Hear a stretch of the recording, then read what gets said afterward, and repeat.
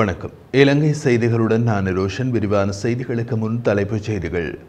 விசேட பாதுகாப்பு ஏற்பாடுகளின் மத்தியில் 10வது நாடாளுமன்றத்தின் முதலாவது கூட்டத்தொடர் இன்று ஆரம்பம். மின்கட்டண திருத்தம் தொடர்பாக சர்வதேச நாணய நிதிய பிரதிநிதிகளுக்கும் எரிசக்தி அமைச்சும் மற்றும் மின்சார சபை அதிகாரிகளுக்கும் இடையில் கலந்துரையாடல். 36 பில்லியன் அமெரிக்க டாலர்களை வருடாந்திர ஏற்றுமதி வருவாயாக அடையும் இலக்கை அரசாங்கம் நிர்ணயித்துள்ளதாக ஏற்றுமதி மேம்பாட்டு வாரியம் தெரிவிப்பு. தொடர்வது விரிவான செய்திகள். விசேட பாதுகாப்பு ஏற்பாடுகளின் மத்தியில் 10வது நாடாளுமன்றத்தின் முதலாவது கூட்டத்தொடர் ஆரம்பமாகியுள்ளது. நாடாளுமன்ற அமர்வை மிகவும் எளிய முறையில் நடத்துமாறு ஜனாதிபதி உத்தரவிட்டிருந்ததற்கும் பேரில் அமைதியான முறையில் அனைத்து நடவடிக்கைகளும் முன்னெடுக்கப்பட்டன.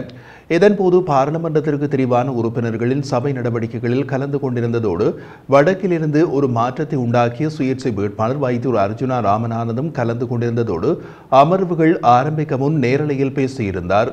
ஓகே, ஏதாவது கேள்வி கேட்குறேன்னா நீங்கள் கேட்கலாம். மற்ற ப்ரொஃபைலுக்கும் ஷேர் பண்ணியிருக்கிறேன். இது அது சஜித் பிரேமதாசாண்ட கதிரையாம் அது எழும்பட்டுமா உண்டு. நான் சொன்னேன் இங்கே எழுதியிருக்காண்டு தமிழண்டா. ரைட், ஏதாவது கேட்குறேன்னா கேட்கலாம்.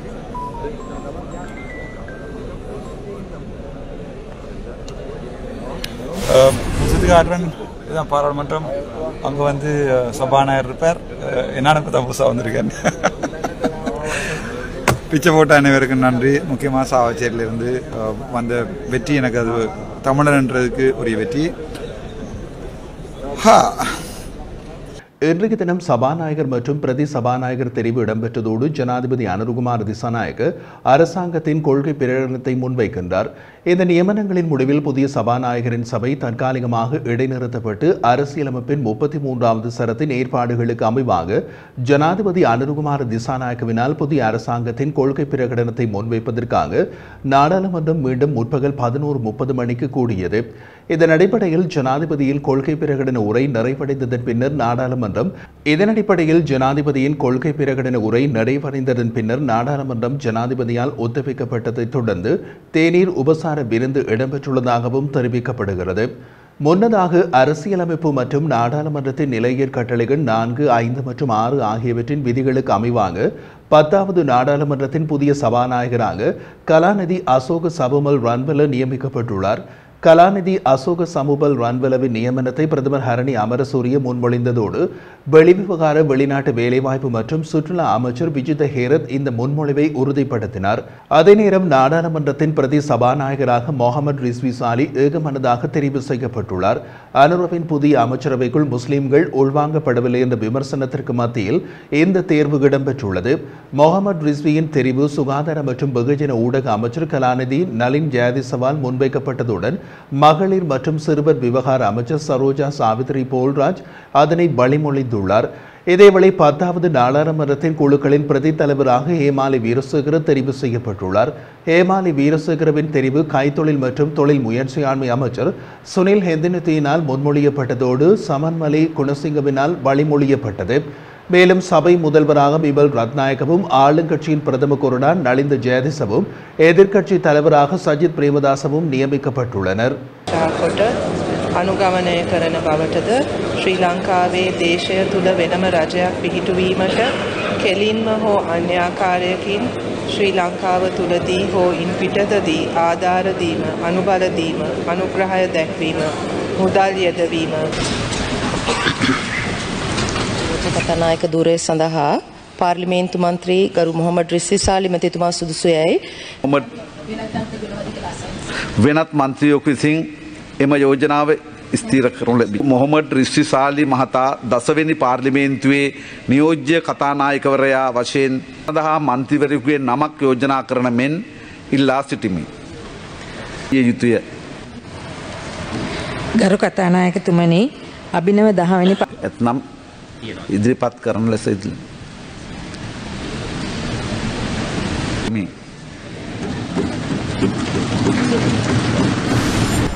இலங்கைக்கு விஜயம் செய்துள்ள சர்வதேச நாணய நிதியத்தின் பிரதிநிதிகள் எரிசக்தி அமைச்சு மற்றும் இலங்கை மின்சார சபை அதிகாரிகளை இன்று சந்தித்து கலந்துரையாட உள்ளதாக தெரிவிக்கப்படுகிறது. இதை தொடர்பில் தெரிவித்த எரிசக்தி அமைச்சின் செயலாளர் KDM உதயங்க ஹேமபால கலந்துரையாடலில் மின்கட்டண திருத்தம் மற்றும் சம்பந்தப்பட்ட நிறுவனங்களின் நடைமுறைகள் குறித்தும் ஆலோசிக்கப்பட உள்ளது.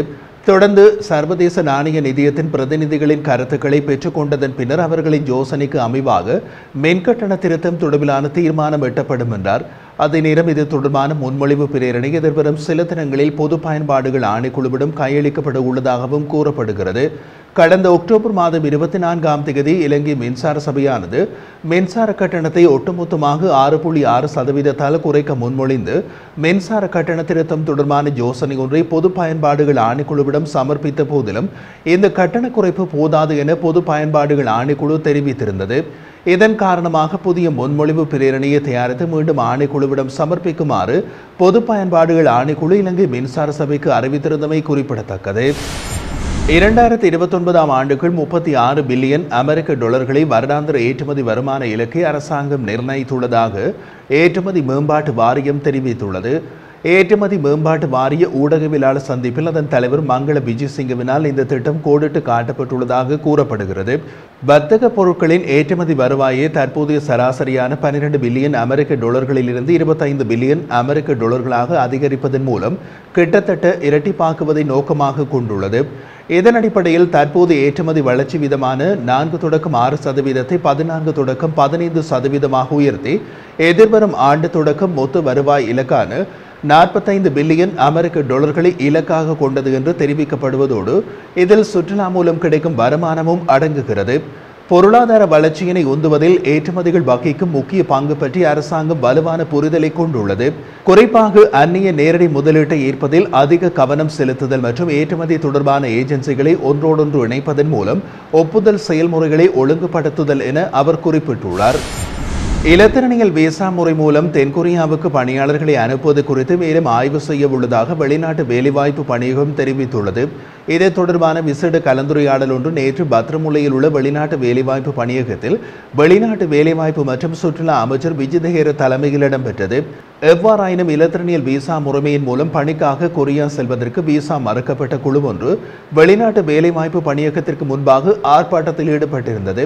இதன்போது அங்கு அமைதியின்மை ஏற்பட்டதோடு போலீசார் அதனை கட்டுப்பாட்டுக்குள் கொண்டு வந்தனர். இவ்வாறான பின்னணியில் குறித்த விடயம் தொடர்பாக தொடர்ந்தும் கலந்துரையாடல் இடம்பெற்று வருவதாக வெளிநாட்டு வேலைவாய்ப்பு பணியகம் தெரிவித்துள்ளது.